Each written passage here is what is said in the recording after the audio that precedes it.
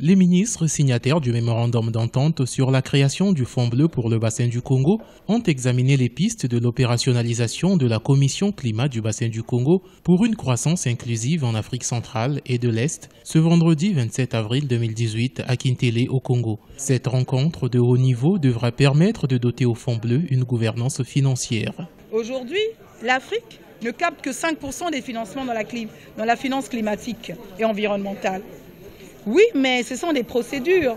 C'est pour ça que nous avons donné un coup d'accélération. Pour avoir une gouvernance financière du Fonds bleu, c'est qui nous permettra, au travers des financements, de financer les études de ces projets et programmes avant d'aller à la mise en œuvre. L'élaboration d'un plan stratégique d'investissement pour le bassin du Congo contribuera à déterminer la feuille de route de la politique de développement durable de ce bassin. À cet effet, le Fonds bleu sera le premier outil structuré qui doit générer une accélération de la dynamique de financement des projets sur la transition climatique et économique. On a pu maintenant mobiliser un financement pour avoir une étude de préfiguration pour avoir les trois volets essentiels, le côté gouvernance, le côté technique, le côté législatif.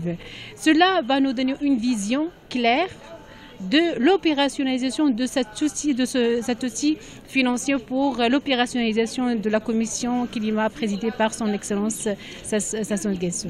En octobre 2017, la feuille de route sur l'accélération de l'opérationnalisation de ce fonds et de la Commission avait permis d'identifier 24 programmes sectoriels d'investissement dans la sous-région du bassin du Congo. Notons que le Fonds bleu du bassin du Congo constitue l'instrument financier de la Commission climat du bassin du Congo qui avait été créée à Oyo au Congo le 9 mars 2017.